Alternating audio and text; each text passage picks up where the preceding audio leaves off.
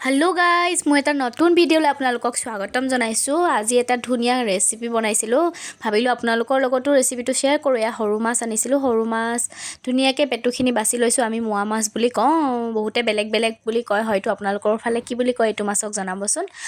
ডিউটিৰ পৰা আহোঁতে বজাৰৰ পৰা মাছ কিনি আনিলোঁ, কিন্তু চব্জি পাচলি একো নানিলোঁ। সেইটো কাৰণে নিমখ হালধি দি ধুনীয়াকৈ সানি লৈছোঁ। ভাবিছিলোঁ মাছটো অকল ফ্ৰাই কৰি কিনি খাম, কিন্তু দুখন বনাব মন নাই। সেইটো কাৰণে কি বনালোঁ দেখাই আছোঁ ব'লক তেনেহ'লে।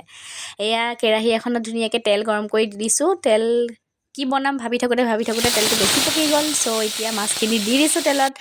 তাৰপাছত ধুনীয়াকৈ এয়া দেখিছেনে ফ্ৰাই হৈ আছে, অলপ লৰাই দিছোঁ। এইখিনি আকৌ মাছ পটককৈ ভাগি যায় ন, সেইটো কাৰণে খুব সাৱধানে লৰাব লাগে।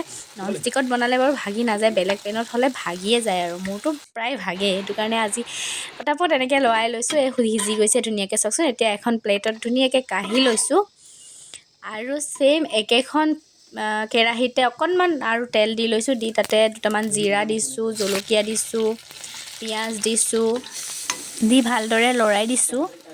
আপোনালোকে যদি জ্বলা বেছি খায় বেছিকৈও দিব পাৰে। আৰু ইয়াতে দি দিছোঁ এয়া আলুৰ লগত বনাব গৈ আছোঁ মাছ। আৰু ইয়াতে হালধি আৰু নিমখ দিছোঁ, মা মছলা ইমান ব্যৱহাৰ কৰা নাই, যিহেতু এখনীয়াকৈ বনাম বুলি ভাবিছোঁ। একো চব্জি নাছিল কাৰণে আলুৱে দি দিলোঁ।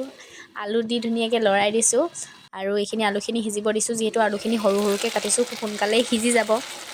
ইফালে মাছ ফ্ৰাই কৰি থৈছোঁৱে, ধুনীয়াকৈ লৰাই লৈছোঁ। এনেকৈ 2-3 বাৰ লৰাই ঢাকি বনোৱাৰ পাছত মনত পৰিছে যে জ্বলা আৰু টেঙা হ'বৰ কাৰণে বিলাহী দিব পাৰি দেখোন। দিলোঁ, অলপ বিলাহী দি দিছোঁ ইয়াতে। ধুনীয়াকৈ কাটি লৈ বিলাহীখিনি দি লৰাই লৈছোঁ। পুনৰ ঢাকি পেলানি অকণমান টাইম যাতে বিলাহীখিনি সিজি যায়, বিলাহীখিনি সিজি যোৱাকৈ চাইছোঁ। এয়া আলু সিজি গৈছে ধুনীয়াকৈ। সিজি গ'লত তাতে আমি এতিয়া দি দিম ফ্ৰাই কৰা মাছখিনি। এয়া মাছখিনি দি লৈছোঁ, দি ধুনীয়াকৈ লৰাই দিছোঁ। লৰাই অলপ পানী এড কৰি দিছোঁ। আপোনালোকে যদি গৰম পানী দিয়ে খুব সোনকালে হৈ যাব। মোৰ গৰম পানীও কৰা নাছিল কাৰণে ঠাণ্ডা পানীকৈ দি দিছোঁ। দি ধুনীয়াকৈ উতলিব দিছোঁ। এয়া চাওকচোন, একদম উতলি গৈছে। মজা হৈছে কিন্তু দেখিবৰ কাৰণে দেই।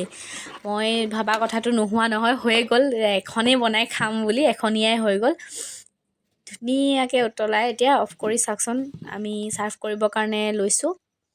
এইয়া ধুনীয়া গোন্ধাইছে কিন্তু দেই, মা মছলা যদিও দিয়া নাই। একদম ধুনীয়াকৈ এটা বাতিত ছাৰ্ভ কৰি লৈছোঁ। আপোনালোকে যদি এনেদৰে খোৱা নাই খাই চাবচোন, ভাল লাগে। ময়ো প্ৰথমবাৰ ট্ৰাই কৰিছোঁ, সেইটো কাৰণে ভাল লাগিলে কাৰণে আপোনালোকতো ৰেচিপিটো শ্বেয়াৰ কৰিলোঁ।